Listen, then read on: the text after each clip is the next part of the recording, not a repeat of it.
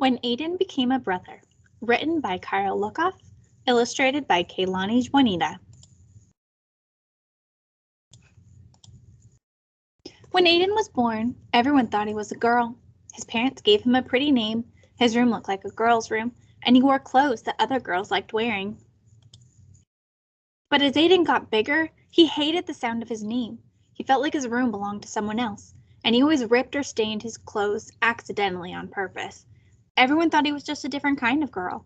Some girls had rooms full of science experiments and bug collections. Lots of girls didn't wear dresses. But Aidan didn't feel like any kind of girl. He was really another kind of boy. It was hard to tell his parents what he knew about himself, but it was even harder not to.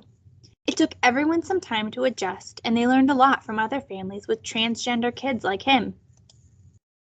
Aidan explored different ways of being a boy. He tried out lots of names until one stuck. They changed his bedroom into a place where he belonged. He also took much better care of his new clothes. Then one day, Mom and Dad had something to tell him. "I'm going to have a baby," Mom announced. "A baby?" Aidan said. "Does that mean I get to be the big brother?" "Of course," said Dad, ruffling his hair. Aidan thought that being a big brother was an important job for a boy like him. He wanted to make sure this baby would feel understood right away. The baby needed clothes, so Aidan and his mom went shopping. There were so many choices. Would the baby like seahorses or penguins better? "Are you having a boy or a girl?" asked a lady.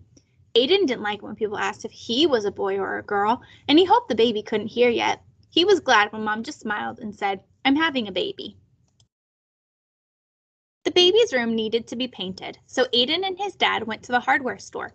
Dad chose a gallon of sky blue paint, and Aidan added a puffy cloud white. "Are you excited for your new brother or sister?" asked the paint guy. "I'm excited to be a big brother," Aidan said. The paint guy looked confused. Aidan could tell that he wanted to ask a different question, and was glad to have his dad there. The big rollers were fun to paint with. "This room feels just like being outside," Aidan exclaimed. He had always felt trapped in his bedroom before they fixed it, but his new sibling wouldn't have to feel that way. "You're right," said Dad. "Let's make some shapes in the clouds." Every baby needs a name. Aidan loved getting to choose his own, but he remembered that it had been hard for his parents to let go of the name they gave him. He looked for names that could fit this new person no matter who they grew up to be. Babies need someone to read to them, so Aidan practiced and practiced and practiced. Dad wanted to teach Aidan how to change diapers. Maybe later," said Aidan. He decided that picking flowers for his mom was more important. 2 weeks before the baby's due date, Aidan started to worry. Maybe he should have picked different clothes. The blue walls might be too bright. He wished he could ask the baby which name they liked best. Mom came to tuck him in. "Are you feeling okay, sweetie?" she asked. Aidan put his hands over where he thought the baby's ears would be. "Do you think the baby will be happy with everything?" he whispered.